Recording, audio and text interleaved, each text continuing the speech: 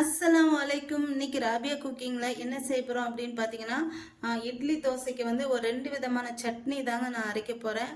அந்த சட்னி எந்த மாதிரி ஒரு சட்னி வந்து இந்த தக்காளி மல்லி எல்லாம் சேர்த்து ஒரு சட்னி அரைக்க போகிறேன். ரொம்ப சிம்பிளாக ஈஸியாக சீக்கிரம் செஞ்சிடலாம். இன்னொன்று வந்து வேர்க்கடலை சட்னி அரைக்கலாம். ஃபஸ்ட்டு எந்த சட்னி அரைக்கலாம், இந்த சட்னி அரைச்சிடலாம். நான் வந்து இதுக்கு வந்து ஒரு ஜார் எடுத்துக்கிறேன். இந்த ஜாரில் ஒரு கைப்பிடி அளவு மல்லி இலை வந்து சேர்த்துக்கோங்க. அடுத்து ஒரு 5 பல்லு பூண்டு சேர்த்துக்கோங்க. 3 காஞ்ச மிளகாய் இல்லை 4 காஞ்ச மிளகாய் சேர்த்துக்கோங்க. அடுத்து கொஞ்சமாக புளி சேர்த்துக்கோங்க.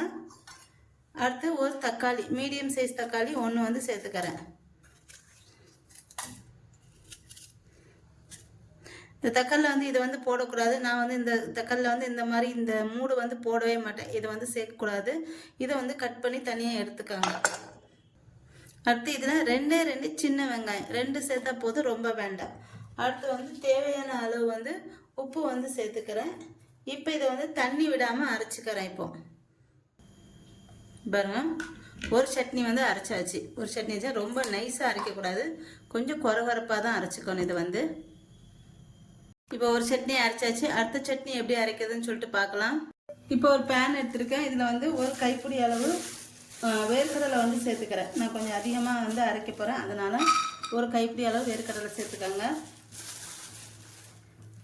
இப்போ இதை நல்லா வறுத்துக்கலாம். இப்போ வேர்க்கடலை வந்து மீடியம் ஃப்ளேமில் வச்சு வறுத்துக்கணும். இப்போ சட்னி வந்து கடலை வந்து இந்த அளவுக்கு வறுத்தா போதும். இப்போ ஸ்டவ் ஆஃப் பண்ணிடலாம். ஆஃப் பண்ணிவிட்டு இதை வந்து நல்லா ஆற வச்சுட்டு தொலியெல்லாம் எடுத்துக்கணும். இப்போ இதில்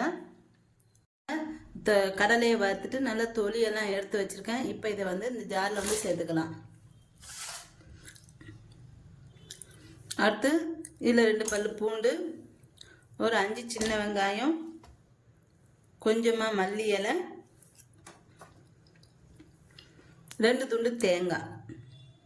தேங்காய் வந்து சின்ன சின்னதாக கட் பண்ணி சேர்த்துக்கலாம். இதில்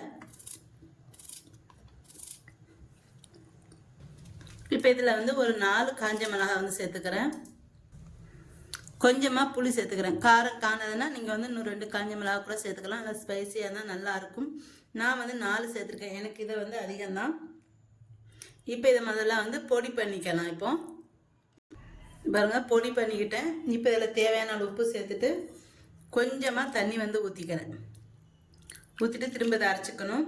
அந்த சட்னியில் வந்து தண்ணியை ஊற்றாமல் அரைக்கணும். இதில் வந்து கொஞ்சம் தண்ணி ஊற்றி அரைச்சிக்கணும். இதை பாருங்கள், அடுத்த சட்னி வந்து அரைச்சாச்சு. இது வந்து ரொம்ப டேஸ்ட்டாக சூப்பராக இருக்கும். இந்த சட்னியை வந்து தாளிச்சிக்கணும். இப்போ சட்னி வந்து ரெடி ஆகிடுச்சு. இப்போ 2 சட்னியும் கொஞ்சம் கடுகு கருவேப்பிலை தாளித்து இதில் வந்து ஊற்றிக்கலாம். அவ்வளோதாங்க. 2 விதமான சட்னி வந்து ரெடி ஆகிடுச்சு. வேர்க்கடலை சட்னி, அப்புறம் வந்து தக்காளி மல்லி இலை சட்னி வந்து ரெடி ஆகிடுச்சு. இது வந்து தோசை இட்லிக்கு வந்து ரொம்ப சூப்பராக நல்லாயிருக்கும். கோதுமை தோசைக்கு வந்து இந்த சட்னி வந்து ரொம்ப சூப்பராக இருக்கும். கண்டிப்பாக நீங்களும் ட்ரை பண்ணி பாருங்கள். இந்த சட்னி உங்களுக்கு பிடிச்சிருந்தா, என்னோட இந்த வீடியோ உங்களுக்கு பிடிச்சிருந்தா லைக் அண்ட் கமெண்ட் ஷேர் பண்ணிக்கோங்க. என்னோட சேனலை மறக்காமல் சப்ஸ்கிரைப் பண்ணிக்கோங்க.